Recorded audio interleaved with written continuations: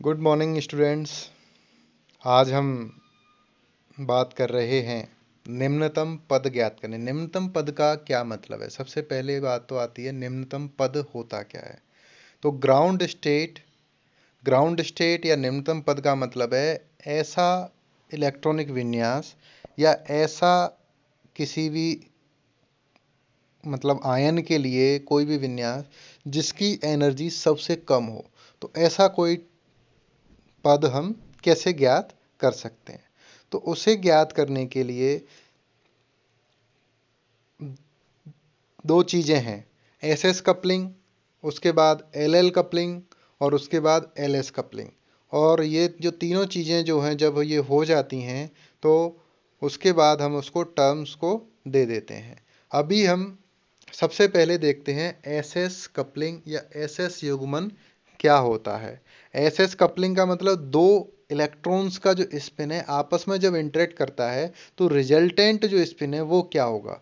तो इसके लिए फर्स्ट स्टेप जो है आपका एस एस युग्मन या दो चक्रों के मध्य की क्रिया। यह कुल चक्रण क्वांटम संख्या से संबंधित है, जो कैपिटल एस है उससे संबंधित है। तथा अयुग्मित इलेक्ट्रॉन के लिए चक्रण क्वांटम संख्या का मान प्लस माइनस हाफ होता है। अगर इलेक्ट्रॉन स्पिन जो हो अगर प्लस हाफ ही मानेंगे हम उसको। अगर कोई अयुग्मित इलेक्ट्रॉन है, अनपेड इलेक्ट्रॉन है, तो उसका जो क्वांटम संख्या है वो हम प्लस हाफ या माइनस हाफ मानते हैं।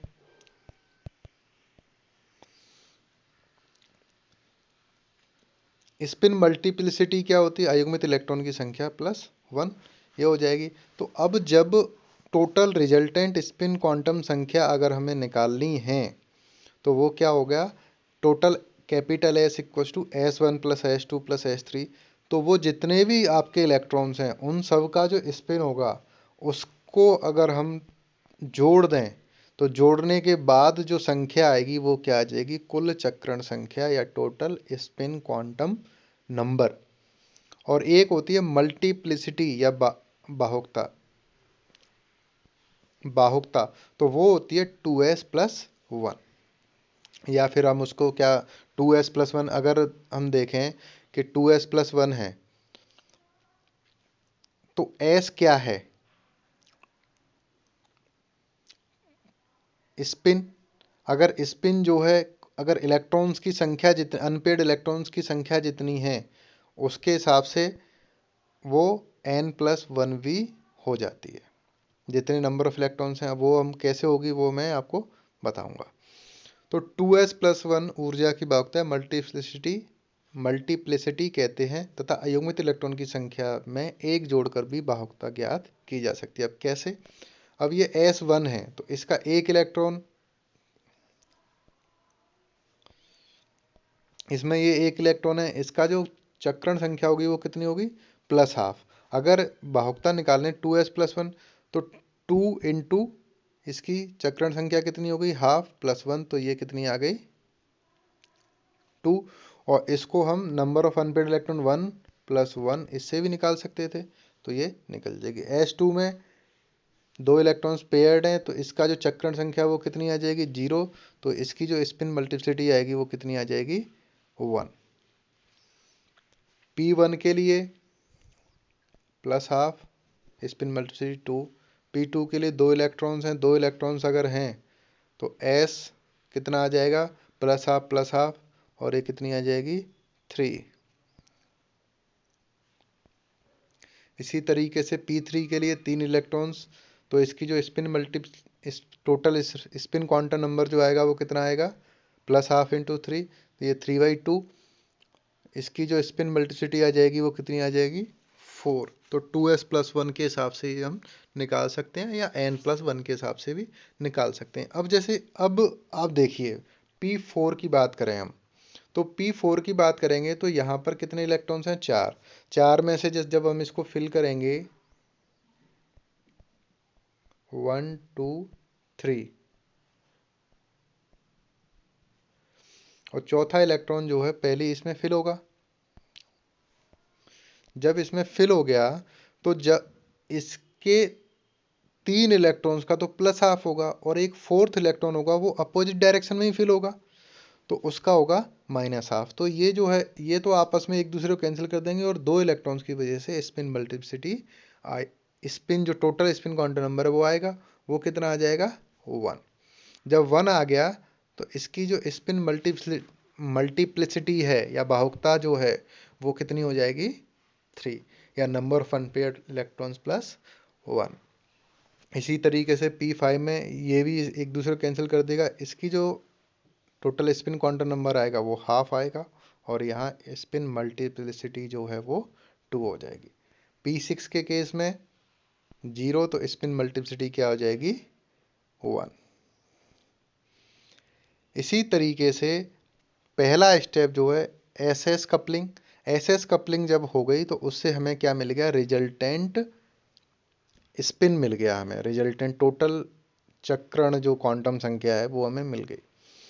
उसके बाद जो सेकंड है वो है आपका एलएल कपलिंग या एलएल युग्मन, या दो कक्षीय भागों के मध्य क्रिया। वह यह द्विगंशी क्वांटम संख्या या कोणीय संवेग क्वांटम संख्या या सहायक क्वांटम संख्या या द्वितीय क्वांटम संख्या के बारे में बताती है।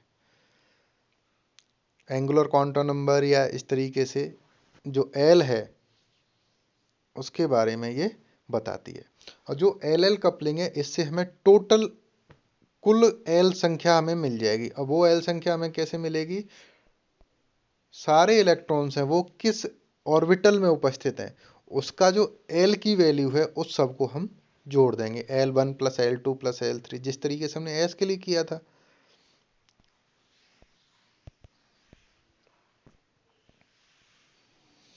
और एल के लिए जो मान आता है, टोटल जो मान आएगा ये जो है, जैसे अगर एल का जो टोटल मान है वो अगर 0 आता है तो क्या होगा एस, 1 आता है तो पी, 2 आता है तो डी, 3 आता है तो एफ, 4 आता है तो कैपिटल जी, इस तरीके से आता है जैसे S P D F G. तो एस के लिए जो एल की जो वैल्यू होती है, स्मॉल एल की वैल्यू, क्वांटम संख्या की जो वैल्यू होती है वो कितनी होती है 0। तो यहाँ जब टोटल स्पिन क्वांटम नंबर अगर 0 आएगा तो वो कैपिटल एस, 1 आएगा तो कैपिटल पी। सब सेल जो एस सब सेल तो एम इक्वस टू ये 0 और एम जो है यहाँ क्या है +-1।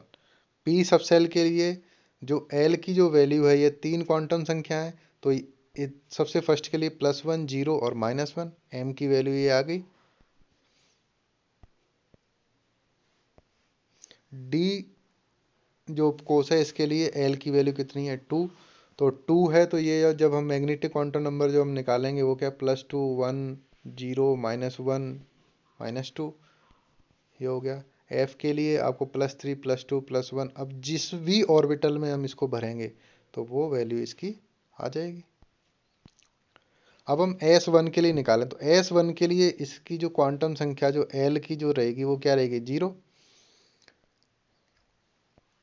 तो ये 1 स्पिन क्वांटम संख्या हाफ और L कितना आ जाएगा 0, क्योंकि दोनों 0 हैं। S2 के लिए ये भी 0 आएगा और ये भी 0 आएगा। जब P1 की हम बात करेंगे तो P1 में S की वैल्यू कितनी आ जाएगी +हाफ। अब ये कहाँ भरा हुआ है, फर्स्ट में जिसकी जो L की जो वैल्यू थी वो कितनी है +1, तो L की वैल्यू कितनी आ जाएगी 1। जब P2 की बात करें हम तो P2 में 2 इलेक्ट्रॉन्स हैं, एक तो भरा हुआ है 1 वाले में, एक 0 में। तो इसकी जो टोटल L वैल्यू जो आएगी वो कितनी आएगी 1 + 0 = 1। जब हम P3 की बात करें तो +1, 0 + -1, मतलब ये -1 वाला इस प्लस को कैंसिल कर देगा 0, तो यहाँ जो टोटल एल वैल्यू कितनी आ जाएगी 0। इसी तरीके से P4 में 2 इलेक्ट्रॉन्स हैं +1 वाले में, तो +1 +1 और ये 0 और ये -1, तो इसको माइनस को कैंसिल कर देगा और टोटल जो वैल्यू आएगी वो कितनी आएगी +1। इसी तरीके से P2 में भी 1 आएगी और P6 में क्या आ जाएगी L की वैल्यू 0।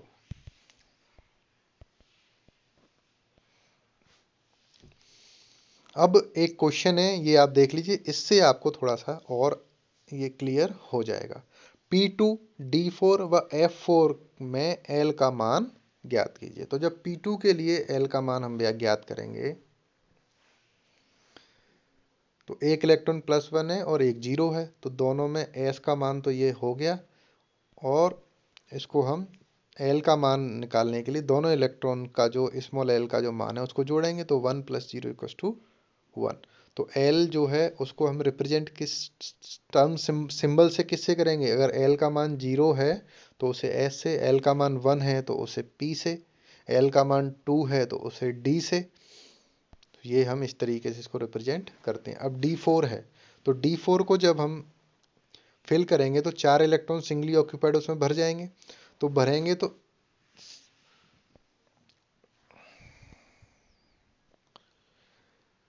यहाँ पर एक इलेक्ट्रॉन +2 में है, एक इलेक्ट्रॉन +1 में है, एक इलेक्ट्रॉन 0 में है और एक इलेक्ट्रॉन -1 में है। तो L की जब वैल्यू हम निकालेंगे तो ये जो सारे जो इलेक्ट्रॉन्स हैं इनको हम, इनकी जो L की जो वैल्यू है उसको जोड़ देंगे। जब जोड़ेंगे तो L की वैल्यू क्या आएगी? 2। तो जब 2 जो है किसके बराबर है? D के, तो इसको हम रिप्रेजेंट करेंगे किससे? D से। फिर हम बात करें नेक्स्ट F4 की, तो F4 जो है, F जो ऑर्बिटल है उसका +3 +2 +1 और 0, -1 -2 -3। तो जब हम भरेंगे तो सबसे पहले +3 में आएगा, ++2 में, ++1 में, फिर 0 में। तो ये जो चारों जो मान है इनको हम जोड़ देंगे। जब इनको जोड़ेंगे तो हमें L की वैल्यू जो मिलेगी वो क्या मिलेगी? 6। उसके अकॉर्डिंग इसका टर्म सिंबल हो जाएगा, जो क्या होगा? I। ओके। नेक्स्ट जो है, इसके बाद जैसे हमने SS कपलिंग देखी, LL कपलिंग देख ली, इसके बाद जो नेक्स्ट है वो LS कपलिंग, और LS कपलिंग जो है उसके बाद हम टर्म सिंबल किस तरीके से लिखते हैं, ये सारी चीज़ें हमें देखनी है। धन्यवाद।